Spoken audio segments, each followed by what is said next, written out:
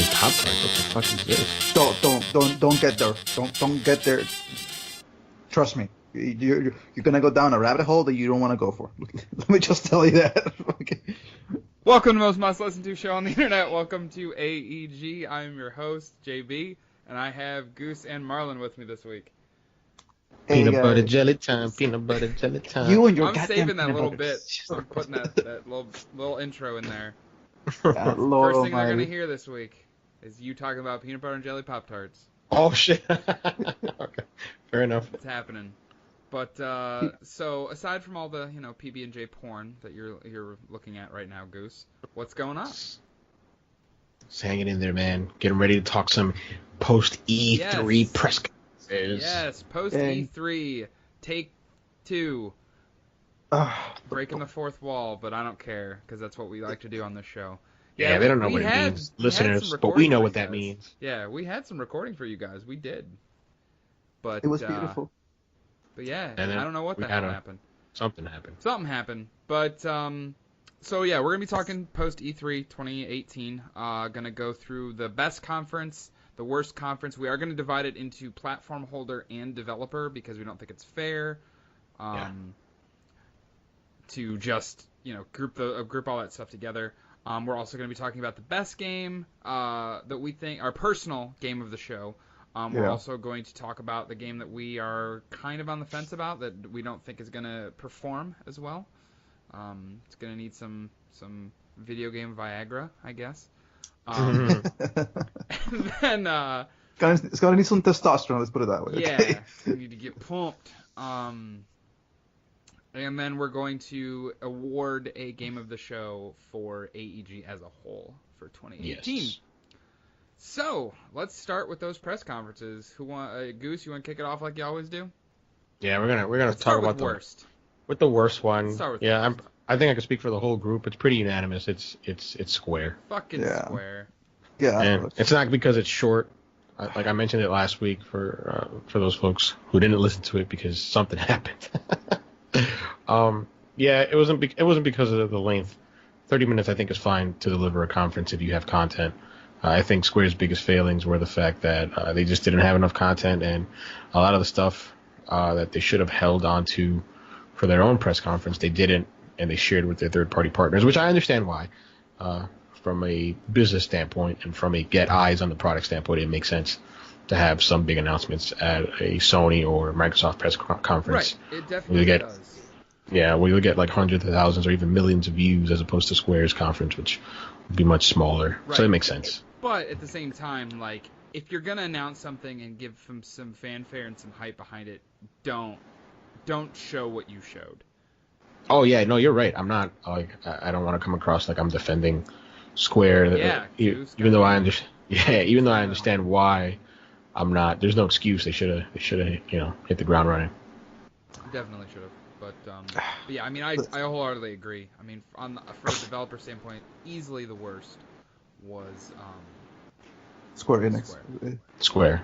I mean, I don't even think we need to really go much more into discussion. Actually, on that. I want to be a little controversial. Okay. I'm gonna give a shout out to Nintendo for being almost just as bad. Whoa. Yeah, I finally saw it. I wasn't able to see it live, but I All saw right. it. Oh yeah. You made And- your statement. Now support your hypothesis. It was very canned. Like I'm a fan of the treehouse things they do afterwards. Like that's pretty cool. And even then that feels canned. But I'm just like, I don't want to talk about the content because I don't want to crap on the content because I understand that it's not for everybody, right? So I'm not gonna be like, oh, that Pokeball was gimmicky. I'm not gonna say that. I don't want to say that the Pokeball was gimmicky. I'm not gonna say that. Goes and say that. Like what? It's like, I'm not gonna say that he's gay. Well, you just say he's gay. It's like I'm not gonna say that But- Nintendo sucks. Well, Well, I did say that Nintendo sucks. When, It's like, when you look at E3 as a whole, Yeah. like it's I'm used to having I get- it's like an extravaganza. It's Yeah, like I something know, right? live. and Yeah, you I see- mean, we were sitting there, mouth-watering at fucking Sony's conference and Microsoft conference, so I can, like, if you're a fan of Smash Brothers, probably Nintendo was the best for you. But Exactly. if you're not, And what I'll say is this, because I want to just leave a little nugget because there's a podcast that I want to do in the future solely about Nintendo. But I was disappointed in their third-party output. I'm just like, there's no Battlefield, there's no COD, there's no Assassin's Creed. Other than Ubisoft, they really didn't have any support from a third-party developer standpoint. Well, and Bethesda too, because they put a couple things on there, but nothing. Yeah, no, you're right. And talking about Bethesda, I'm like, man, when Papa Howard could get on stage and get me pumped, right? Yeah. And Nintendo does, I'm like, man. It's very glaring at that point. Let me put it this way. When Papa Howard can make you pump about getting Skyrim for freaking Alexa, that's true. That's true. That tells you the amount of charismatic people that you're dealing with in Bethesda, as opposed to Nintendo. Bethesda feels like this, Copacornia of just bounty of wonderful things that's going to happen. Nintendo is this sushi sashimi that just looks like it's been sitting there for the table for 30 years. I mean, it wasn't bad. It's just, for me, like, the biggest issue with Nintendo for the past couple of years that it just feels so scripted. Like I mentioned it, where you look at you look at the Japanese Nintendo people, and you look at the American Nintendo people, and you can see, like, you feel like the American Nintendo people are like, they're walking on eggshells. Like, they're really careful about what they say and how they say it. The delivery is very measured. I feel like they're walking on eggshells. I'm like, man, just let them loose. Like, let their personality shine. Like, Nintendo just inhibits all of that. They feel like very old school, very, very old hat. I'm just like, man, fuck you, Nintendo. Yeah. But I'll tell you the best example that I can think of right now.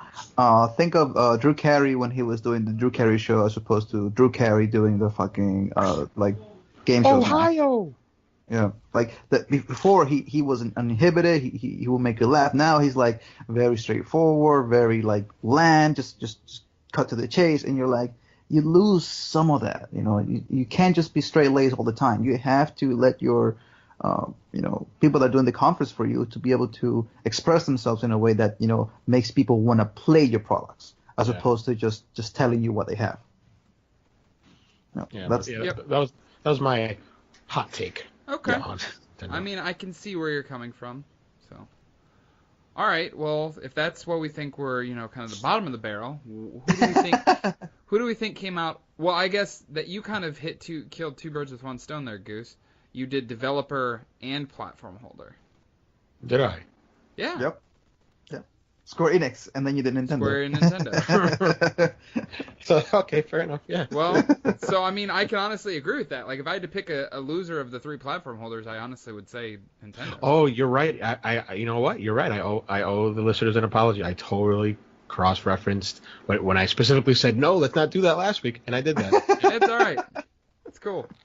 But yeah, so I would say I would agree with both of those choices, in all honesty. So that was the bottom of the barrel. Who was at the top of the heap this year? We haven't hashed it out, but I want to go through them. I think Sony. I can tell you my choice. Go for it. Microsoft. Okay. Mine is Microsoft, and it's also by a long shot. Yes. But I feel like Microsoft, I don't want to go into a tangent because this is going to lead into another topic, but I feel like Microsoft is positioning itself for the future. Yes. I wholeheartedly agree.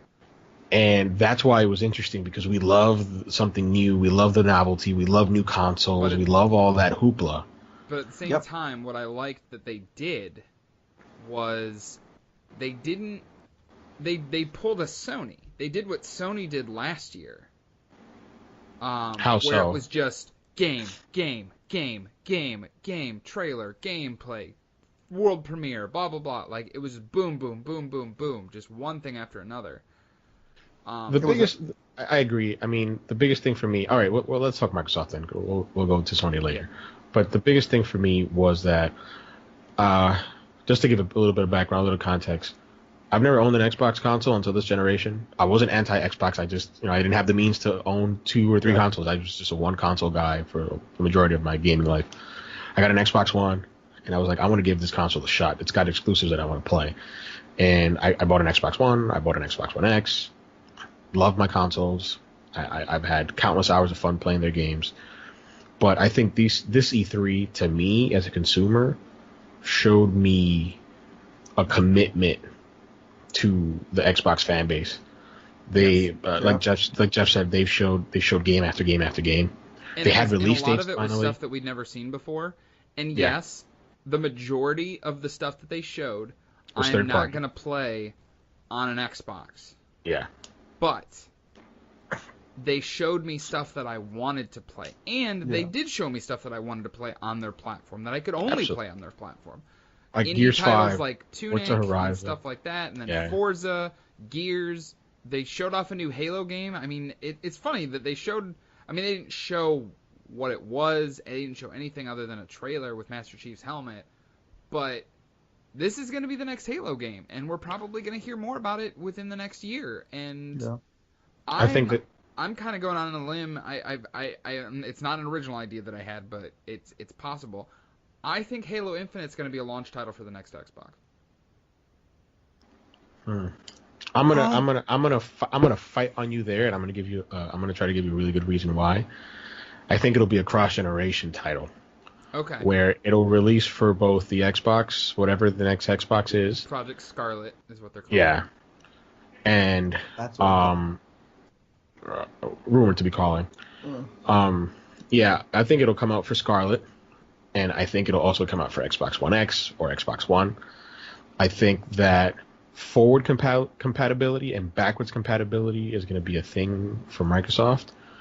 I loved not just the conference, but I loved the vibes and the messaging that I was getting from Phil Spencer and the folks over at Xbox, where they're like, the box doesn't mean anything to us now, and because they know they've lost that battle. Well, they have lost that battle, but I think they're shifting the plane. Yes. And they are going to fight a different battle on their terms and their turf that Sony cannot fight the way it's built from the ground up today. Sony is a hardware manufacturer, and I'm as much as I love their games and I love Sony and like it's been my preferred platform to play games on, this E3 for me was so transformative in terms of what Microsoft was saying and what I hope they follow through with. I'm like, oh, Sony, you're going to be in a world of fucking hurt because you're going to go into the ring with Microsoft playing their game, which is cloud, which is services, which is software, which Sony is lacking so bad. And purchasing 4 studios, Compulsion Games, Undead, Playground, Ninja Theory, and then building a studio from the ground up over at Sony Santa Monica, the Initiative. That was a... You Sony Santa Monica? I said Sony Santa Monica? Yes, you did. Oh my God! Yeah, I'm thinking of Corey Barlog and Shannon Studstill Studio. But yeah, no, over at Santa Monica, and like, if you know anything about game development, like you'd know that building a studio from the ground up is super expensive. When you build it in Texas, when you build it in Canada, it's less expensive. Yeah. When you build it in Santa Monica, in Southern California, where the cost of living is sky high, that's even a bigger investment because you're paying people $80,000, $90,000 a year, right? We're not even talking about senior positions. We're not even talking about the software they have to buy, the office space they have to rent. We're not even talking about the computers and the staffs that they have to staff, right? It's a big commitment. Microsoft isn't going out of the gaming business anytime soon. I think these folks are here to stay, and they're giving it their best college try. And I think with this conference, they totally won. I mean, I still stick to what I said about Sony being a 4.5 in terms of the score. And I'll get to that later. But Microsoft, for sure, I think, was undoubtedly the winner of Average Everyday Gaming's conference. Yeah. Marlon, what say you? I agree with a lot of the points that Goose said about Microsoft. And I'll tell you this, though. Last year's Microsoft conference and the year before that, it felt like there was a disconnect from Microsoft. That they were only caring about what their bottom line was. There was no incentive for them to, hey, listen, you know what? It's the gamers that make us who we are when it comes to this part of our organization and this part of our company. and it's their goals, it's their needs, it's their dreams, it's their wants, and if we can supply those, we can grow as a company and grow as a game developer for years to come. And there was this disconnect about what they wanted and what they were showing. This year, it was Sony back in 2015 all over again. It was, let me show you what we really are capable of, and let me show you guys what we really, really can do for you as a freaking as your gaming platform for years to come. They have the servers, they have the way that they're positioning their services for Microsoft is Sony cannot even dream of having that. We're talking about, look at this Mixer. It gives you pre-orders by just using it. Okay? Oh yeah, did I send you guys a picture of that? No. Sony can do shit with that. I didn't send the picture to you guys. No, I saw it. It's. Oh yeah, I did send it. Yeah. Like when I saw it, I'm like, bro, like Microsoft, like when it comes to services, man, they're getting it out of the water, they're out of the ballpark. They're so fucking into it. I'm like, yeah.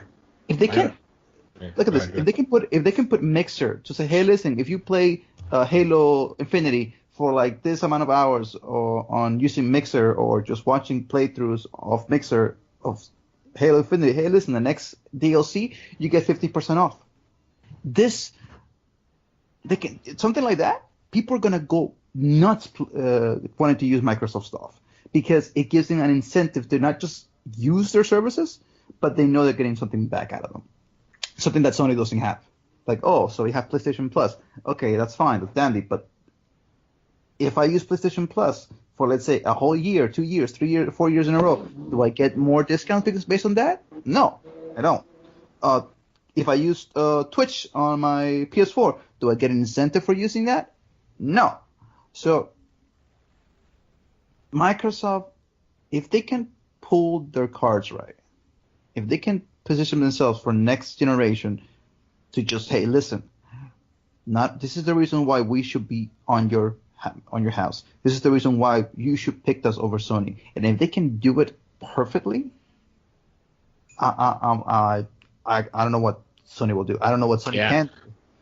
You're absolutely right, because the way the game industry is built in now is for the platform holders. It's very Trojan horse like. You buy the box, right? You put it under your entertainment center or wherever it is that you put it, right? And you buy games, and that's how Sony makes money. Sony makes money when you buy peripherals, when you buy games, when they take 30% off, every third-party game sold on their platform. That's how they make their money. It's all based on the box. The economy is all based off of how many boxes they sell, right? Because they lose money up. They don't really make money on the PlayStations they sell, but they make money on all the other small businesses that add up revolving that box. And Microsoft is literally saying, we don't give a fuck about the box. Yeah. They're shifting the playing field. They're saying, we don't care about the box. For those who want it, great. You're going to have the best one. We're going to provide you the best one that money can buy. That's good. You want that experience? You're going to have that. But if you don't want that, you can stream, right? You can use Game Pass. You can play on PC. You can experience games however you want. We are going to provide that service for you. We will be the gatekeeper. We will be the new Valve, but for all of gaming. Yeah. And I with feel bad. The way Sony's acting on cross-platform play. That's what I was trying to get you to understand. It's like Sony right now, it is on this. Like, for example, thank you, because it's like they have this attitude of like, I am better than art thou, and like you should know. Don't worry, I know what what you guys want. And everybody here is like, no, you don't know what we want. You're so freaking disconnected from everything that we're telling you, and you are not listening. I read Forbes at work because it's the only thing I can really get gaming related, news-wise. And one of the guys on there, avid Fortnite player, plays on PS4. He can't. Yeah, they're locked. There's that big controversy going on right now, and Sony hasn't caved yet. So. Well, did you see the former head of Sony Online Yeah, John Smedley, what he Yeah, he said came about out and was like, "Oh, it's because of money." which is stupid. It's a shit It's show, man. it's right now they're just like on a pile of shit right now. So And that's why I think that Sony doesn't get my vote this year for best conference. that's Um, that's what I'm What trying I'll to say get. about Sony is this: I love that, and I don't want to shit on Microsoft because I just gave them like a big boost, but I love that Sony focused on the now, and they literally told us. They said, "Hey, we're gonna focus on these 4 games. We're gonna have more stuff." I actually finished it this morning.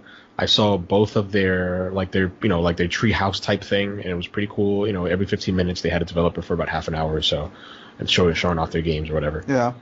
But they just literally focus on what's in front of them. They're like, we're not gonna talk about any other games past these 4 games, which I'm kind of happy that they didn't, because like Days Gone and Death Stranding, like these games have been out there in the ether for so long.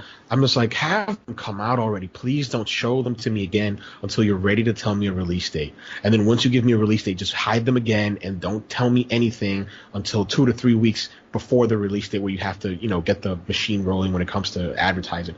Please just shut up and just release these games. Yeah. And they sort of did that, which I'm glad they did. The thing is this though, like Sony has this issue that they tend to, and Microsoft to a degree.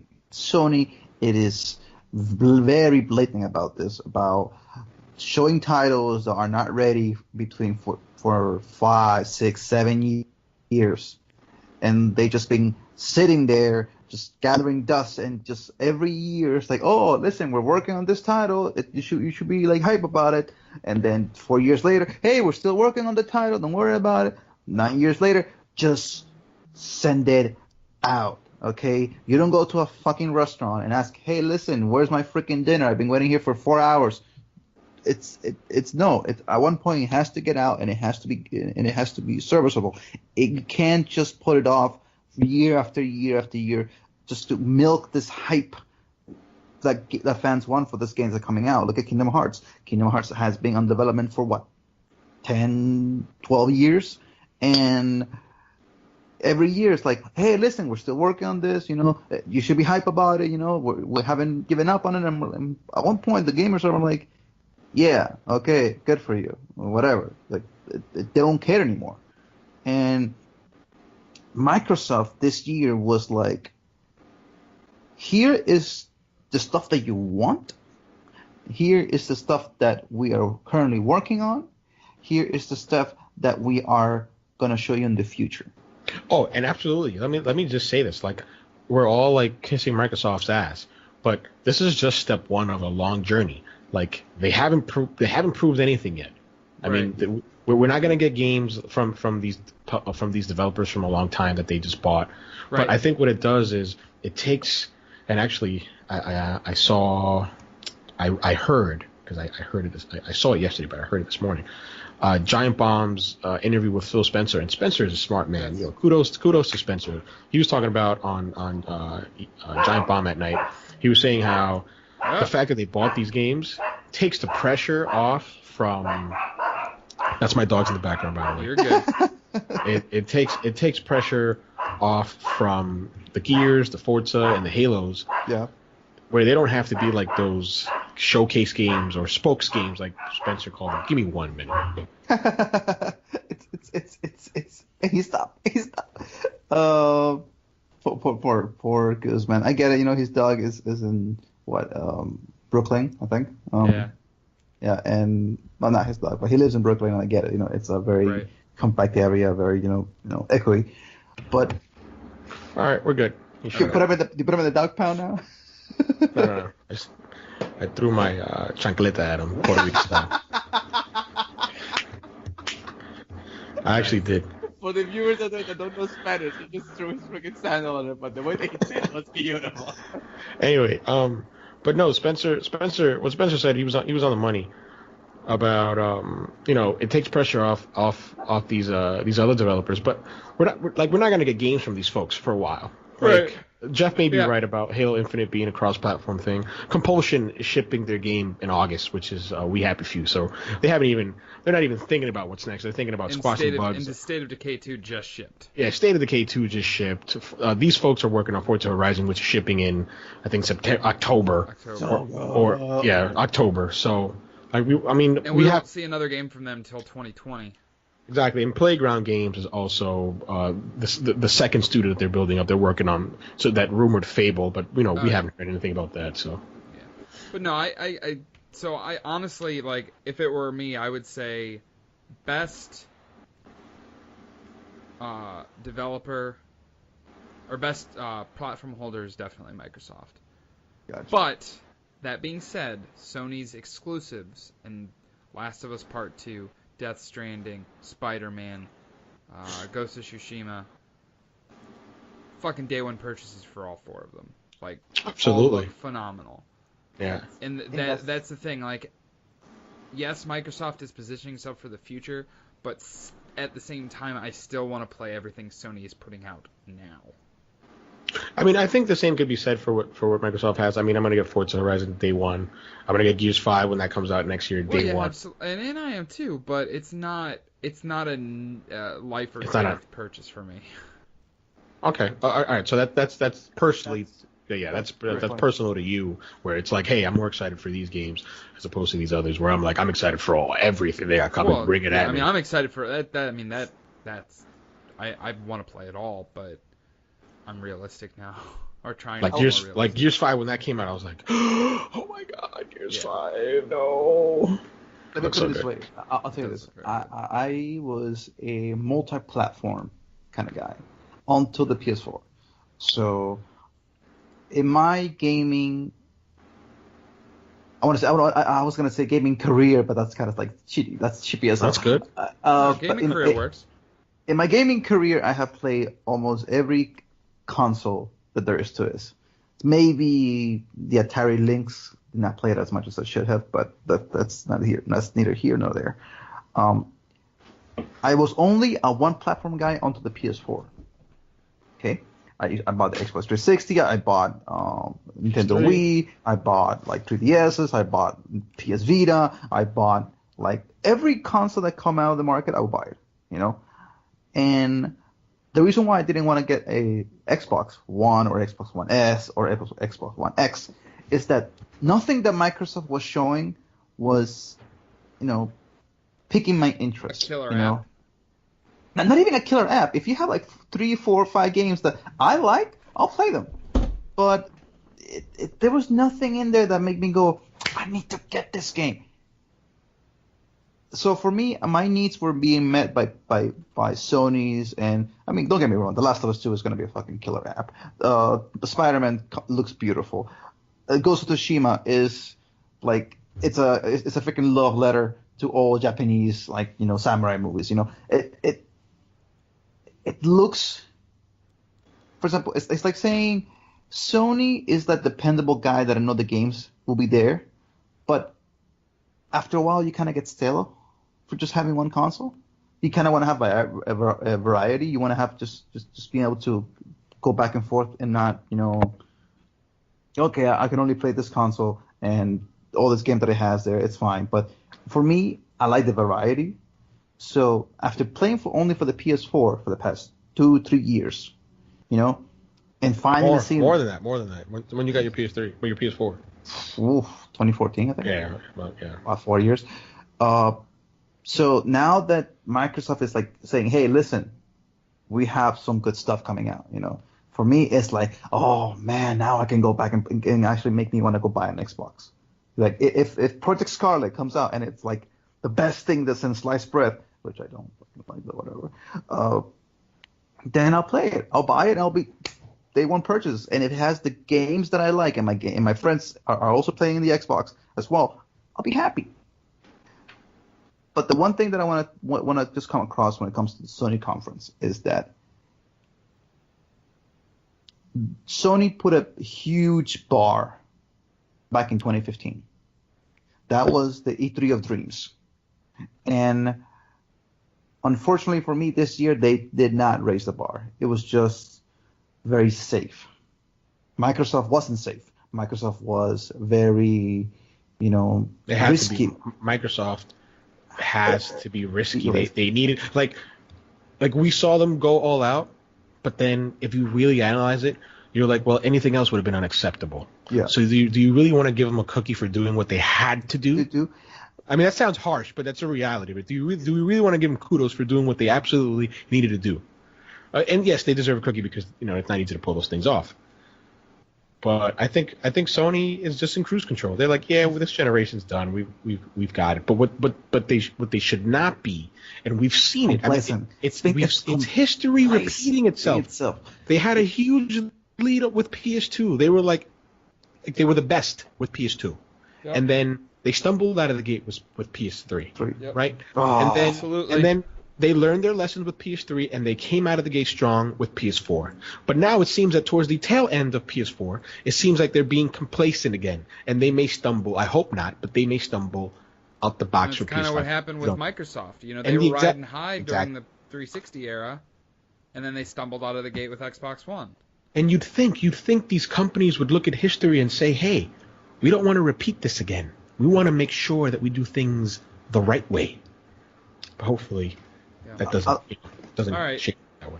I'll tell you this. I'll tell you this before we move on. Do you know why they keep making the same dumb mistakes? Because they get complacent. When you become complacent, you lose the edge.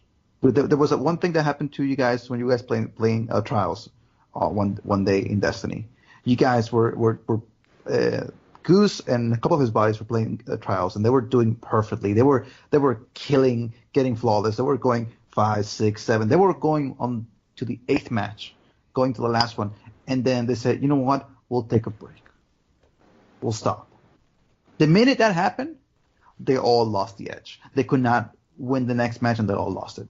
And that's basically what's happening with freaking Sony. If they just go on cruise control and feel like they're not threatened by Microsoft and feel like they're just, nobody can, ever reach them anymore, they're going to lose the battle on the long run. Because Microsoft is thinking, you know what? We have to beat these guys in our own terms, in our own turf, and we know how to do it. They don't know how to do it.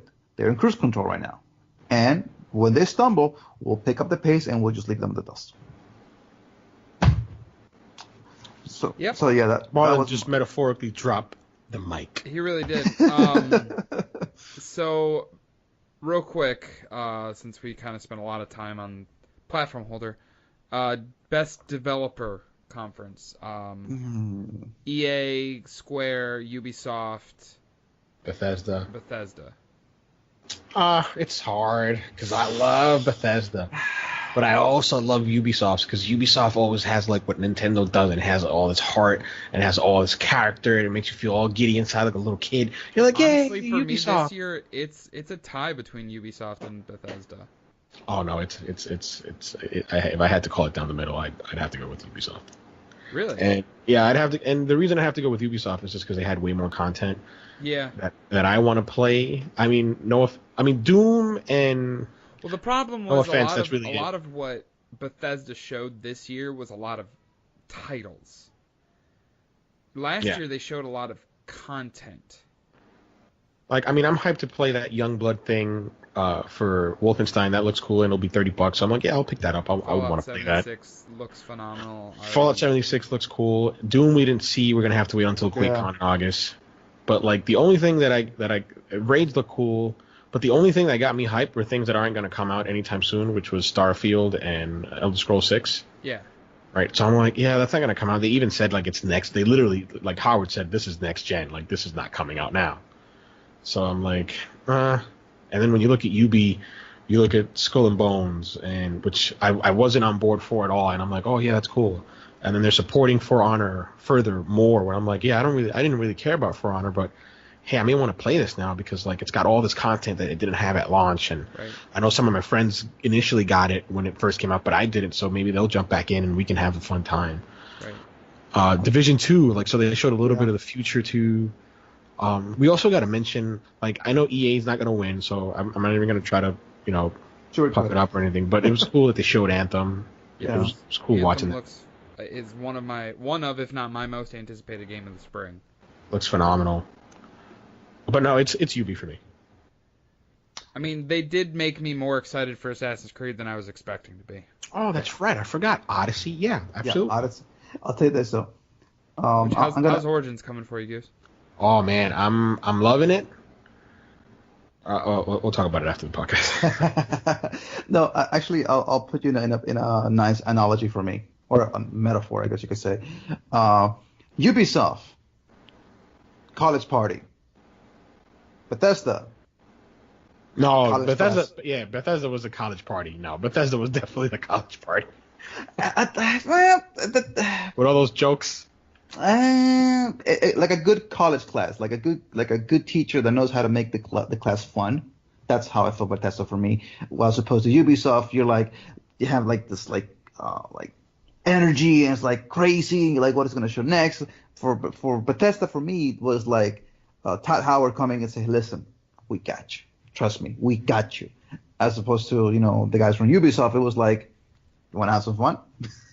That's well, then if you had to cast a tiebreaker, let's say that although Jeff said both, let's say that for argument's sake, let's say that he chose Bethesda and I choose Ubi. If you had to cast a tiebreaker, which one would you choose? Bethesda, if that one at all, okay. This is the funny thing about it. I'm not the partying dude. I'm just saying for me, that's how I felt. Like one felt like like this like over energetic like with bands and stuff like that, and freaking Bethesda was like a symphony. And for me, I enjoy Bethesda better because what they showed was well coordinated, was well executed, was well planned, and Todd Howard has a way with words. He knows how to make. He could talk about fucking breeds of dogs for like 45 minutes, and I'd be listening. I'll be like enthralled, going, wow. That's how he is. That's how he is. Like he'd be talking about shit. He'd be talking like, listen, this is how lions poop their shit, and I'd be like, he's amazing. he's the next coming of second Christ. But as opposed to Ubisoft was like, it's like that college kid that just, hey, listen, here's a beer, here's some pot, enjoy. That's basically. I don't know. I feel I don't know. I mean, I'm gonna fight you on it, but I think those analogies are completely like reverse. For me, that's for me. Like you could have a different take on it because like you could have seen something in the conference for Bethesda that make you go. Yeah, because I'm like, you say college party, I think of rock and roll, I think of dirty jokes, and I'm like, Bethesda had all of that. Bethesda had nothing homey about it, but as opposed to Ubisoft where it was all homey. Hey, we have this little nice marching band, and hey, we have this nice little message, and hey, we have this adorable cute guy who's a little fat guy who's gonna play the clown and fall and break away, have the breakaway podium. Right, I'm like, that's not college party. That's like home feel, joke circus type thing. But no, totally, I respect it. That's how it felt for me. Maybe because I was watching on a fucking dry cleaner when I was. Maybe that's why, But for me, I'll take Bethesda over Ubisoft. EA had some good stuff that I like, but it was more of the same. It was like Nintendo, like bland. And just okay, EA, you're the same as every year. Just football, sports titles, maybe a couple of good games, but that's it. All right, it's well deserved for Bethesda. I mean, you really can't go wrong with either one. So, now that we've gotten the conferences, what was your guys' favorite? Actually, what game do you think needs more work? Let's start with the not so. Oh my god, that's hard because there was so many, and I saw so many after the conference, so many games that they showed off at E3 that could use work, and it just feels so cheap to choose like one of the big ones. Then just throw a couple out there. I wasn't a big fan of that Gears Tactics game that they showed. I'm like, really? Yeah, I mean it looked cool, but I'm just like, and it's not because of the genre, because I like Halo Wars. Although this is not an RTS, but it's in that mold, in that vein. I'm like, I don't know how I feel about that. It didn't look good to me. What else? Well, you're not gonna agree with me, but I thought the Division 2, I was just like the UI stuff. Like I was just focused on the UI. I'm like, yeah, the UI looks sweet. Like it looks better. The font is bigger. The colors pop out more. The icons of the weapons look different as opposed to the ones before. It looks like a picture as opposed to like an in-game model, which looks cool. Like I was like, man, if I'm focusing on the UI, then there's something wrong. I thought that needed a little more work. I got those two examples. I'm thinking hard of other ones. What about you, Jeff? Well, Goose is I'm thinking about it. Any game that you think needs to work? Battlefield 5. Really? How so? I just don't think they showed enough. They just didn't show enough of it. Okay, I agree. It was a really terrible, like, since the announcement, it's been really terrible. So, presentation-wise.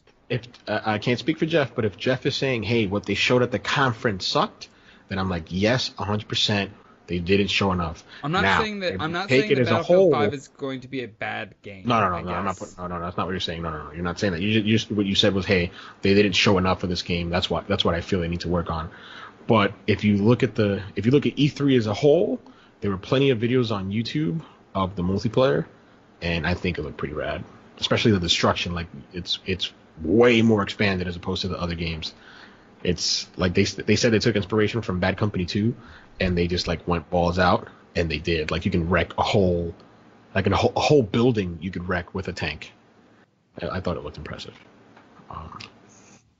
I think for me the one that needs that wasn't as well, I wouldn't say polished or well received. I think it's more like the way that they showed. I would have loved to see more Beyond Good and Evil 2, just to see how the game actually works, like in combat wise, and just like the game as a they showed more of it at last year's E3, which was surprising. They showed more of that game last year than this year.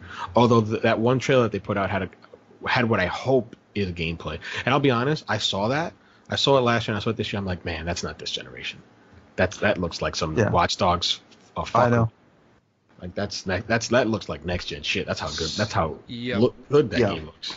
So another thing that I don't want to like fault them for it, but like we have to call it out. We saw nothing of Cyberpunk 2077.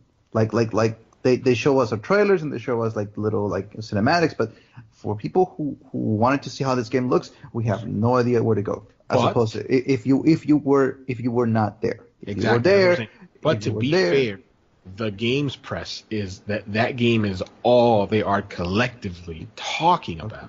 It is all they're talking about. And I wanted to see it, and I'm like, come on, no, you're keeping me in the dark. You sons of They sold me on that first person because I was not sold on it, but like everybody from Gertzman who hadn't played it yet, he was going to go play it. Walker, Klepik, all those guys. The folks over at IGN, they're like, yeah, that was the game of the show. That was it. I'm like, man, game of the show for like a game that like the viewers didn't even see. Like that's high praise. But I agree with you. Yeah, they should have showed it. Yeah. Another one that, and I think I'll tell you which is the game for me in the entire conferences, like the entire E3 that I when I saw it, I'm like, really? Farming Simulator 2019. I'm like, who plays these games? Like, who? One of my best friends. Oh my God, really? They make them because people buy them, Marlon. God, son, like who's like no? Okay, I get Minecraft. I get Minecraft. Farm boy out in the Midwest, man. I don't get Farming Simulator. I'm like, you're gonna be on a truck. You're like, yo, man, listen, this is my great gameplay of Farming Simulator. I'm in a truck. 2 hours later, I just finished cooking all my corn. I'm like, bro. Actually, I don't want to be reductive. I've never played those games. There probably are, or not probably. I'm pretty sure there are good gameplay mechanics in those games, and they're popular for a reason. So I get it. No, I know. I get that they're popular for. I just don't see the I'm dropping my head, going, who would spend 7 hours learning how to shovel? Just I'm like, fuck it, I'm not even gonna. I'm gonna stop. Yeah. To be fair, they have sold 4 million copies combined. Yeah, those games are popular as fuck, man. Are you kidding me? Yeah. Wow. Okay. But different strokes for different folks, I guess. Right. All right. So, I mean, what about you? We've mentioned a few games that need improvement. Well, let's talk about the good stuff, though. What is your guys' personal game of the show? Gears 5. Game. That's it. Gears 5. My personal game of the show. Gears 5. Really? Yep. Not even above Forza 4? Even above Forza 4, even though Forza's right there, and I'm pretty hyped for Forza.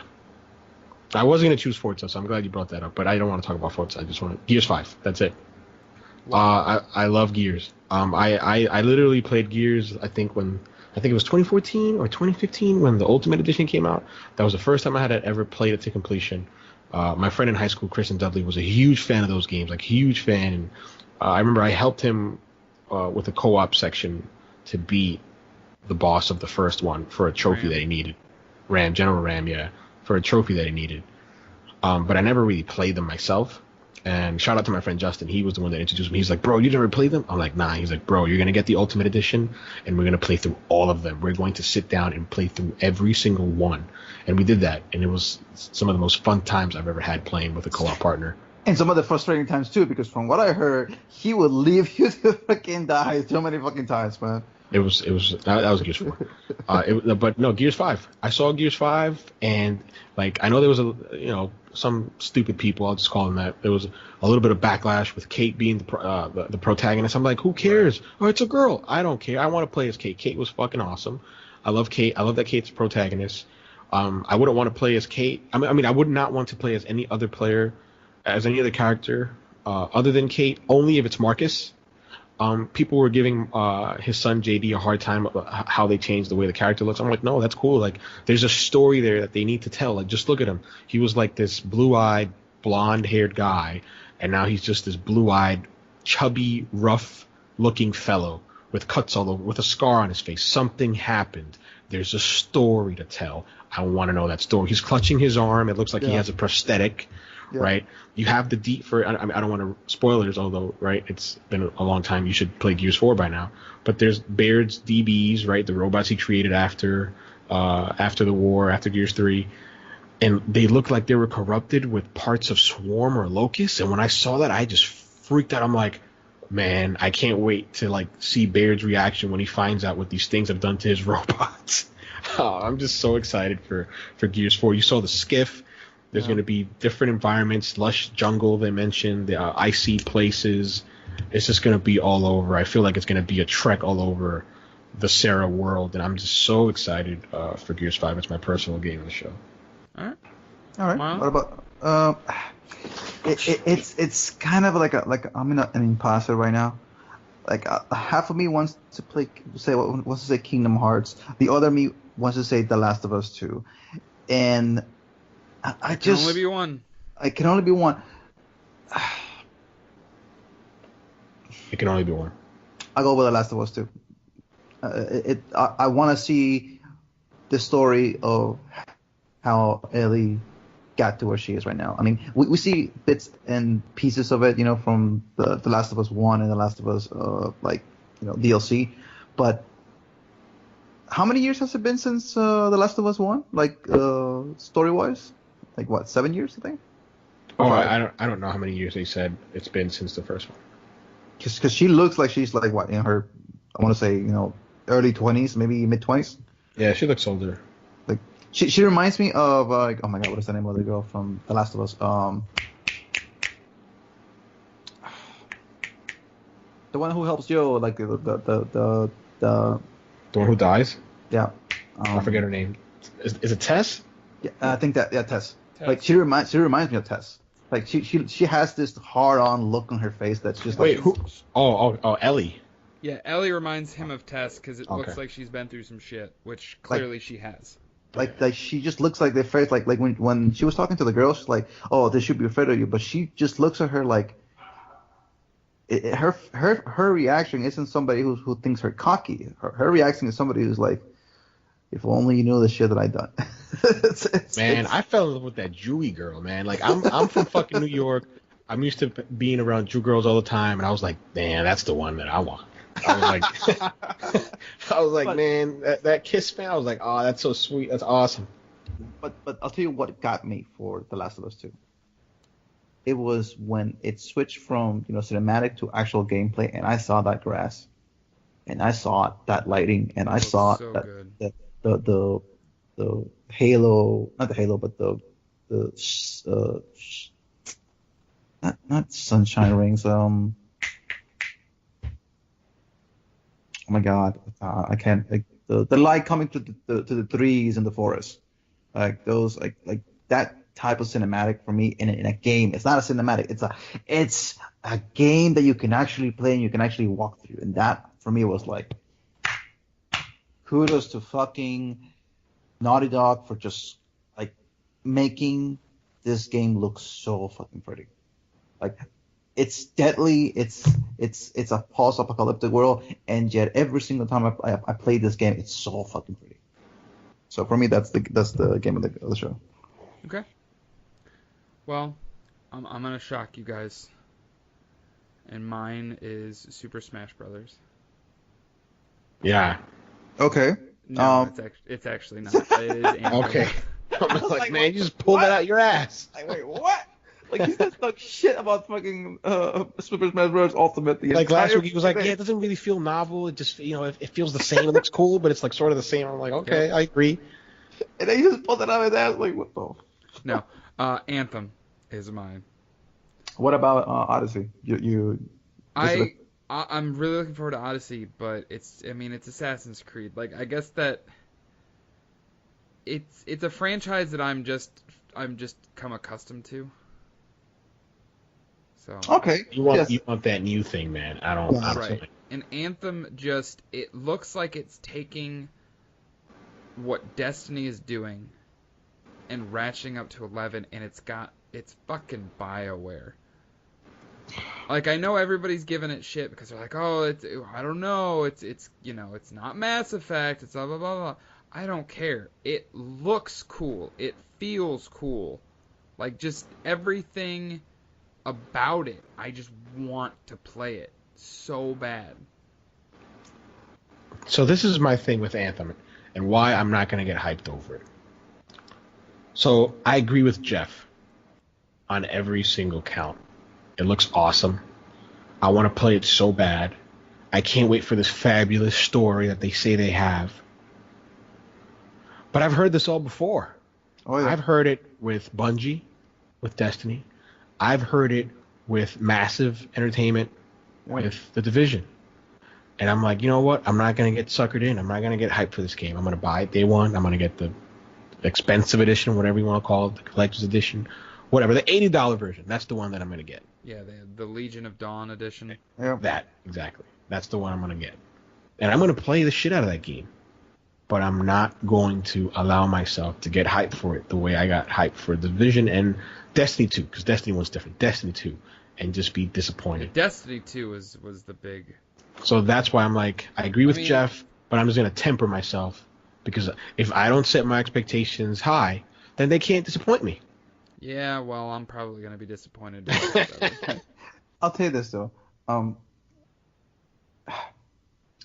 Have you guys ever played a game that it's so good, but you play it once, and then you think, that's it. This game filled everything that I wanted to see, show me everything that I wanted to be shown, and I'm done. I'm not gonna go back to this game. You guys are gonna call me crazy, but yeah, it's The Last of Us 1 for me. Yeah, I played it once, and that was it. I was like, this is the perfect game. I don't want to touch it again. Exactly, because it feels like if you go back and play it again, you might... It'll ruin it. It'll ruin it for you because you're thinking, so that was for me for The Last of Us, because for me, I played it and it was like, yeah, I've never replayed The Last of Us, actually. Yeah, either. And then I bought it on PS4 and I still never replayed it. So I played The Last of Us for the PS3 and I beat it, and then I could not, and I bought it for the PS4, but I just could not bring myself to play it again for the PS4 because I was thinking, I can't. This story was told for me in a way that no other game has been told in a long time, and I don't want to ruin it. I don't want to like get this beautiful thing that I saw. I don't want to touch it. Same thing happened with Final Fantasy 15. The storyline had some weird issues, but that for me it was like, what the fuck. But at the end, when everything came together, I was like, I can't go back and play it anymore. It's that storyline with Noctis and Prompto, and it's like their storyline ended, and I'm okay with that.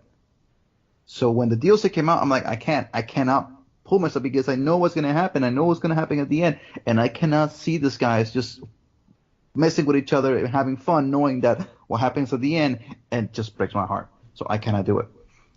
Last of Us 2, I'm gonna play the hell out of it, but it's gonna be one. I'm gonna do as much as I can. If I can platinum that game, I'll platinum it. But that is one playthrough and that's it. I feel it. So for Anthem,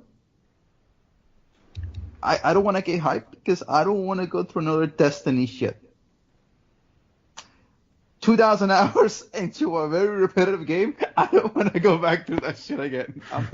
I think I had my Your fill. I think I have my fill with Destiny, and I don't think I want to go through another 3,000 hours of Justin, kill the guy. Gustavo, what are you doing over there?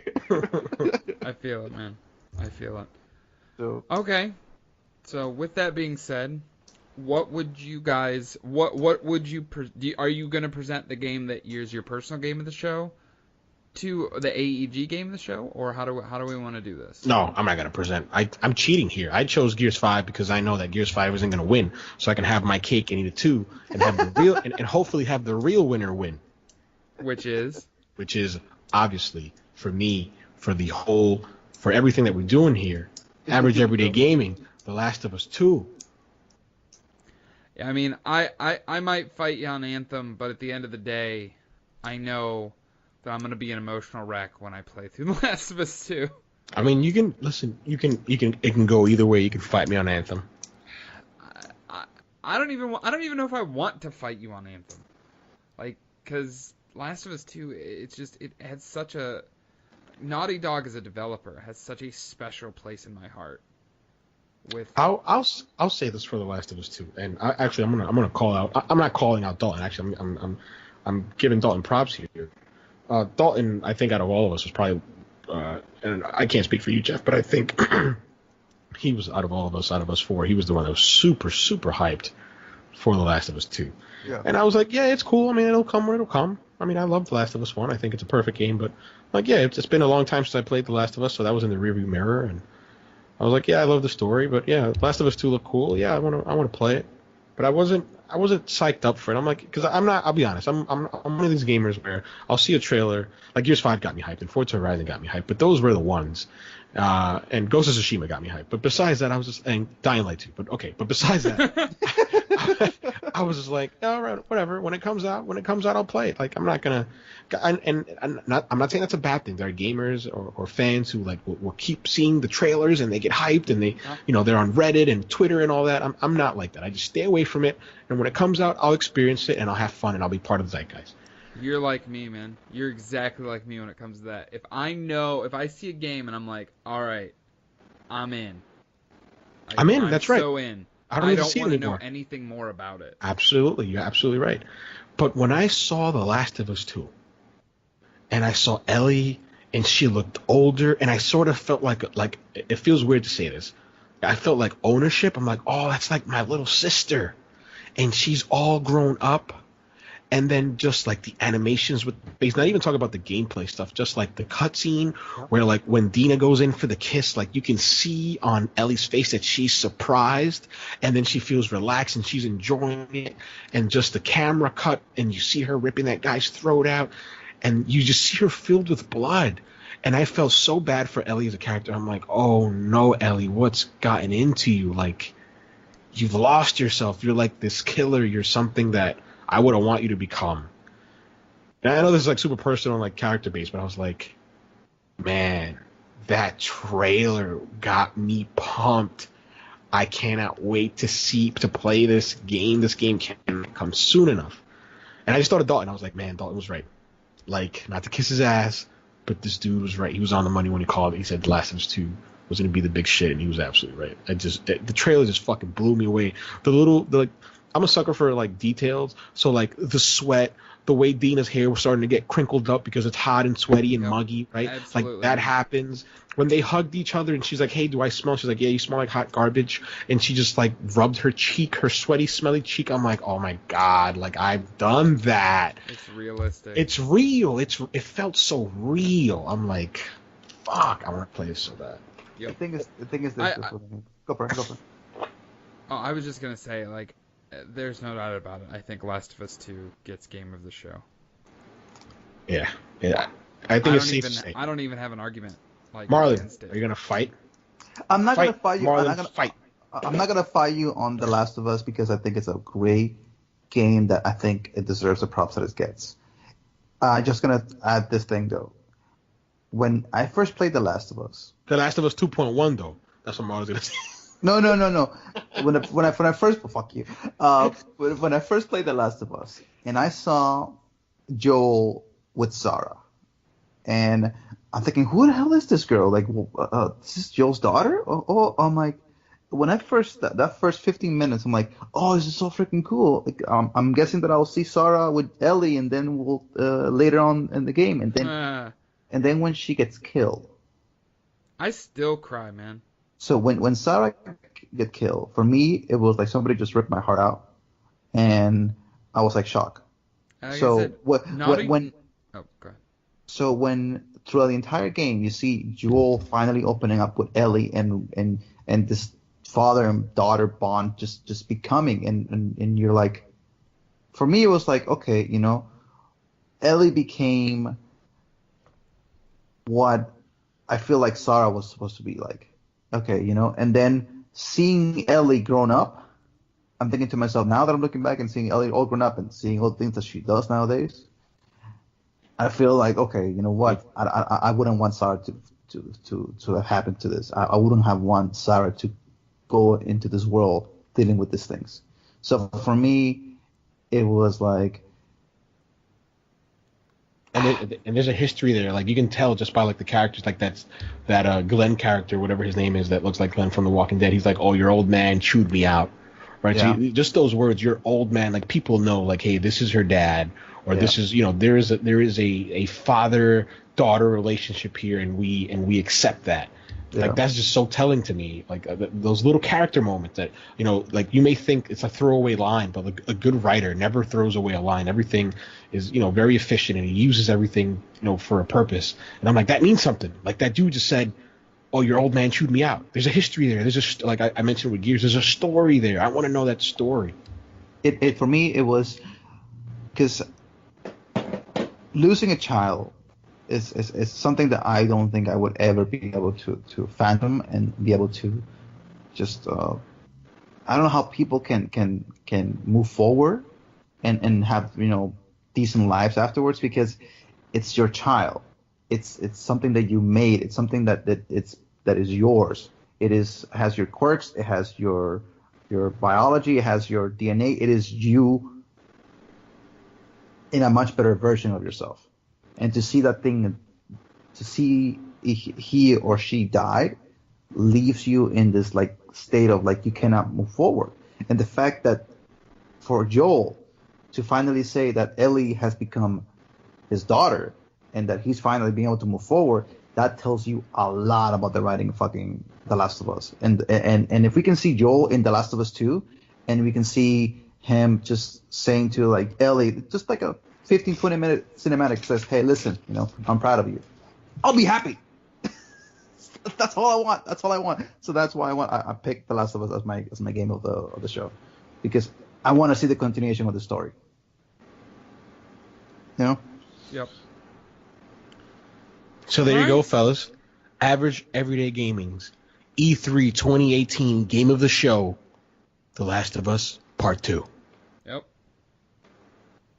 There we go. We did it. We done it. There's no, hopefully until next year. Yeah, no kidding. God Lord, this So E3 has been. Before we go, I had a question that's actually been I've been thinking about. With all these games and everything, and it's probably just the hype of E3.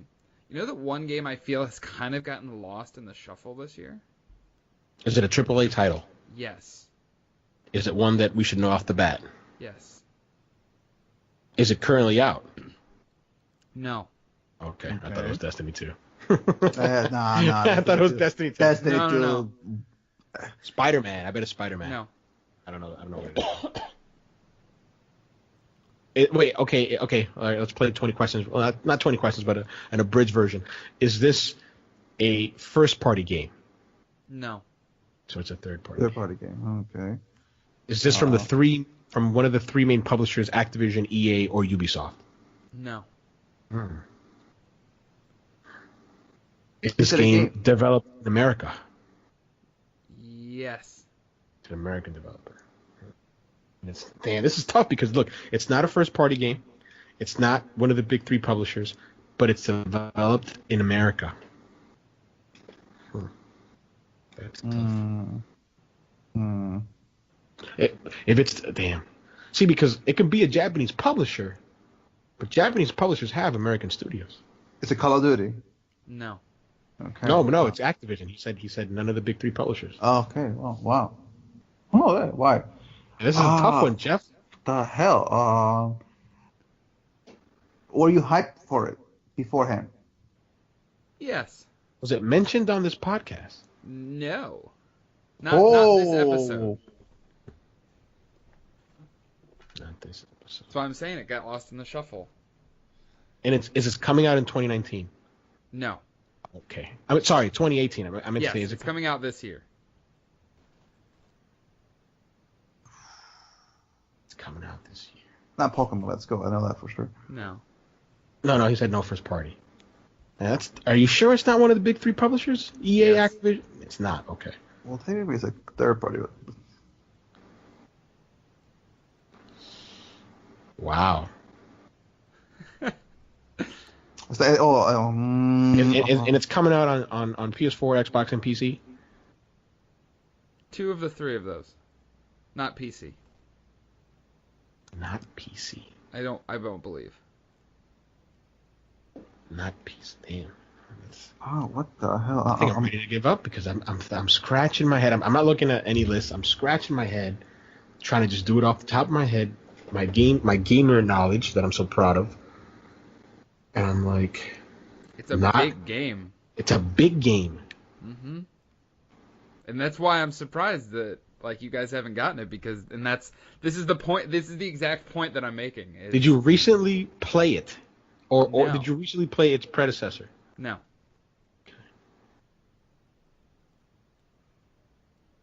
Is it a sequel? Yes. It's a sequel. Okay, so we got something going there. It's a sequel. Is it Resident Evil 2? No. Oh, well, I'm lost. I have no fucking. No. idea He said it's coming out in 2018, so it can't be that because that's coming out in 2019.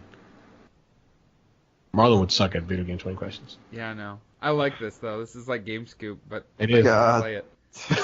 He's like, I get to be Damon, bitches. I'm just racking my head. I'm going like I'm drawing a blank. Nothing is coming up to my head right now, man. Announced that it was shown. I would say it was part of E3. No, it was not part of E3. It wasn't part of E3, so it was not showcased at E3 at all. Correct. But it's coming out in 2018, Correct. and it's a big game. Correct. It's a big AAA game. Not Activision, not Ubisoft, not Activision, Ubisoft, or EA. It's not a first-party title, so it's not from Microsoft, Nintendo, or Sony. It's developed in America. Is it a Japanese publisher? No. Damn it. Was it published by a Japanese publisher before? No. Because so it I can't don't be even know Hitman how 2. many questions that is. We've blown past 20. That's it. It can be Hitman 2, right? No. That's why I asked, did you play the predecessor of it? Oh, okay. That gotcha. I see what you were going with there. I am a veteran of GameScoop. Oof. Was it announced last year? Yes. Was there a lot of hype last year for it? Yes. Oh no, it can't be that because it's not first party. What? No, you said it's not a first party game, so it's not from Microsoft. I was going to mention another one, but it's not Microsoft, Nintendo, or Sony. It's not EA, Ubisoft, or Activision. And it's a AAA.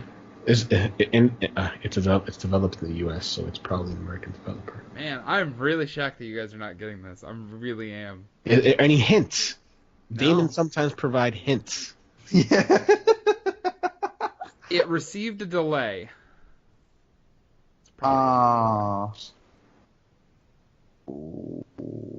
More than one.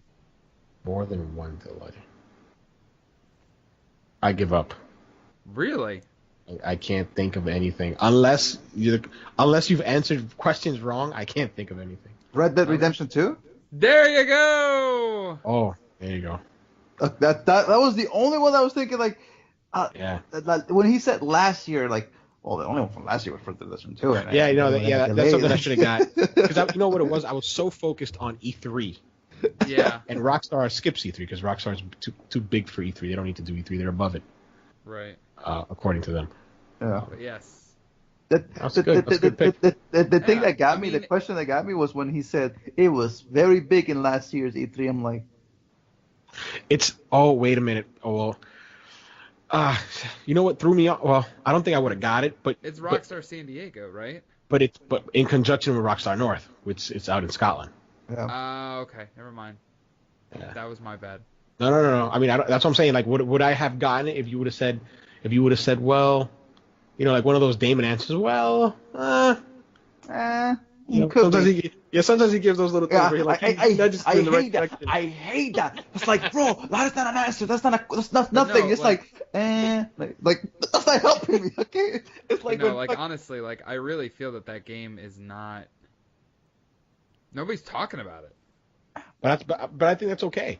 I think Rockstar is Rockstar. Like, trust me, 2K will have the media blitz 2 to 3 weeks before that game comes out. I promise you, as a New Yorker, I've seen it with Grand Theft Auto 4. I saw it with Grand Theft Auto 5. I will see ads plastered all over this goddamn city. Well, I promise you. You will see that. You will see ads. You will see GameStop just putting all the freaking posters stuff out. You'll see Best Buy putting the posters. Because this game, when it comes to media and when it comes to Rockstar doing this stuff for promoting games, Yeah, maybe it's just that it's still a little too soon. Yeah. I hope that they hit fun. that October date. Trust me. When it comes to 20 questions, like We Goose. should do that again sometime. I wouldn't mind. I just feel bad. Not to totally steal stealing it from Scoop's GameScoop. idea. God, Lord Almighty. It's not my idea. The thing is this though, like I was gonna say something about like it wasn't about Rockstar. It was when you said maybe like or say yeah, it reminded you of this skit that some dude put on YouTube when it comes to God of War, where he gets into the car and his son is like, okay, so where do you want to go eat? Burgers. I'm like, okay. Oh yeah, the black guy. That's Yeah. just fucking hilarious. Like they go, he goes, oh, you want burgers? Yeah. Okay, where? In the direction of burgers. Like that. How does that help me? Okay. I love Like, the like when fucking Gates says like, well, maybe. Like, how does that help me? That's not a yes or no. That could be anything. You can say chocolate. It could be vanilla. For all you care. Yeah, I should have got that. I should have gave up easy. I should have. Yeah, But- that was a good one, Jeff. All right, guys. We should do that. We should do that at the end of the podcast every single time. Just to. So just straight rip off. Of Game Scoop. I don't care. It could be worse. Oh. They didn't invent the 20 or 20 questions. I Nobody. know, but I their think we're thing. just straight up stealing their idea. I know, but As good of an idea as it is. I think it's a much better idea to have when you're doing with like a 4, 5, 6 people because then it gets really fun. And Get a couple of drinks, like in person and shit. What? I think Right. I think what I want to do is like if we ever get together, and I want to have the already just like in a round table and put like a bucket and put okay, so we're gonna do 20 questions. You know one what we should put you know $1 what we should do? into the bucket. We Whoever could wins do- it takes it up. We could do 20 questions, but instead of doing a game, we could do a video game character.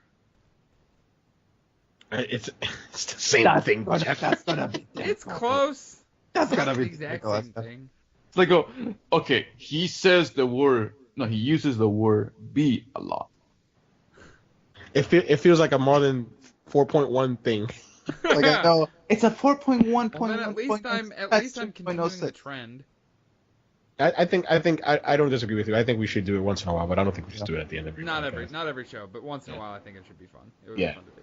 But anyway, thank you always for joining us. Thank you for sticking with us through E3. Thank you for sticking with us this week since we postponed this episode 3 times. Thank you for all the support for AEG. We love you guys. Anything Yep. you guys want to add? I'm going. I think we can say for Goose and myself that we appreciate all the stuff and have a wonderful, summer. Yes, have a good summer, but still come back next week. Yeah, we're not when we leaving talk more anywhere. stuff. Yeah, we're gonna be I right know. here every week. I meant for like for E3, it's over, it's done with, we Yeah, can. it's weird, like not having 79 video game updates on my phone every day. I'm still making my way through some of the There's some of still the some streams. like Yeah. gameplay and stuff that I want to watch. Yeah. Yeah, there's a whole bunch of stuff that I'm I making. feel my way, it. so- But as always, thank you. Follow us on Twitter, on Twitch, and on YouTube. Average Everyday Gaming. Take it easy, guys. Have a good night.